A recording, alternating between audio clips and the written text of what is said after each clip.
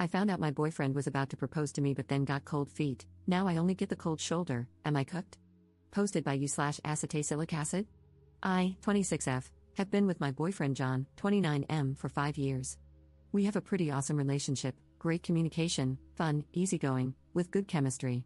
We've always talked about getting married, and I had no doubts that we would be getting engaged very soon.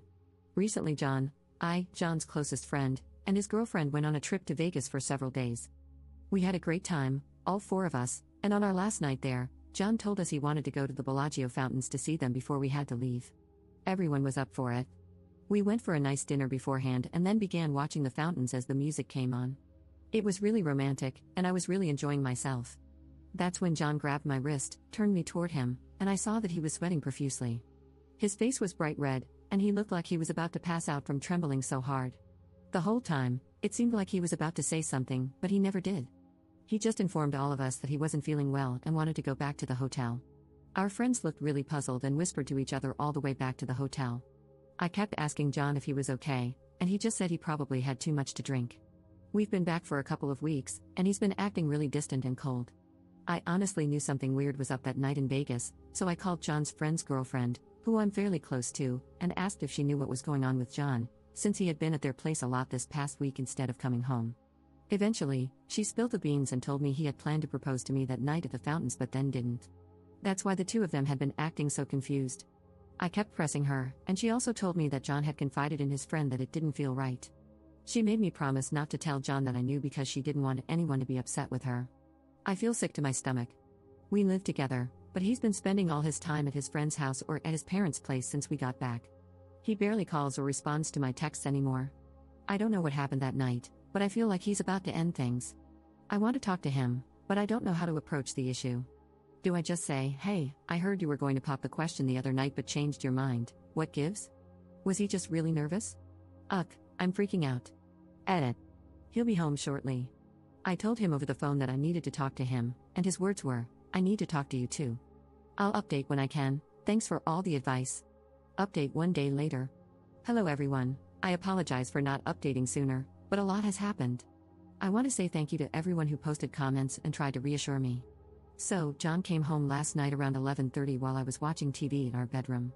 He came in and looked like complete crap, his eyes were tired and baggy, and he smelled like booze.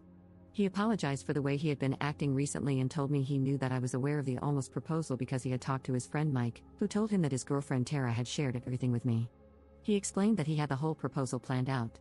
He was going to pop the question while Tara and Mike took pictures, and then we would return to a romantic, more expensive room in our hotel, which Mike and Tara ended up staying in that night to keep me from realizing John had planned to propose. They switched key cards while I was walking back. He then told me what I was afraid of, it just didn't feel right. I was looking at you, and it just wasn't what I wanted. Ouch. He explained that he had been nervous ever since he bought the ring, but thought those feelings would go away once he actually proposed. In the moment, though, he realized it wasn't what he wanted and felt it would be better not to ask me to marry him because he knew it wasn't what he wanted in the long run. At that point, I was in hysterics, knowing this was the end of our relationship.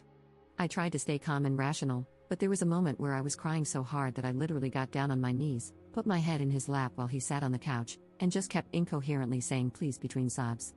Not my proudest moment. But in that moment, this man was my best friend, the person I envisioned as the future father of my children. I never, ever thought our relationship would come to this.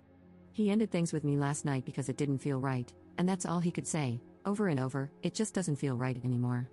I can't see myself with you. At that point, I could barely breathe, feeling like I was having a panic attack, so I called my mom, and she came to pick me up from our place. My poor mom just looked so helpless while I sat in the car, crying so hard that I eventually got a nosebleed. I wish I could say this was the end of the story, but more has happened since last night. This morning, I was on Facebook, looking through old pictures of John and me, sobbing uncontrollably and sending him text after text with reasons why we should be together. At some point, I stumbled onto Mike's page through a tagged photo. He had updated his status a few hours earlier to something like, "California was amazing, wish work would send me for more than 5 days." My stomach dropped, because John had been telling me he was spending time with Mike on the days he was practically ignoring me. But Mike had been in California for several days, and we're in Canada, so definitely not close by. I freaked out. I called Mike from my house phone, and when he answered, I said, "Hey, it's up." All he could say after a few seconds of silence was, "Fudge." Basically, Mike has been covering for John while John has been spending time with the girl he's apparently been sleeping with for the past 6 months. I know this girl, John works with her, and she's always been really sweet to me whenever I've seen her at John's work-related events. Mike told me that John confessed he was falling in love with her, and this was after the incident in Vegas. John has been spending almost all of the past 2 weeks with her. Mike admitted that John had made him promise not to tell anyone, not even Tara, but he felt guilty and was glad I called him.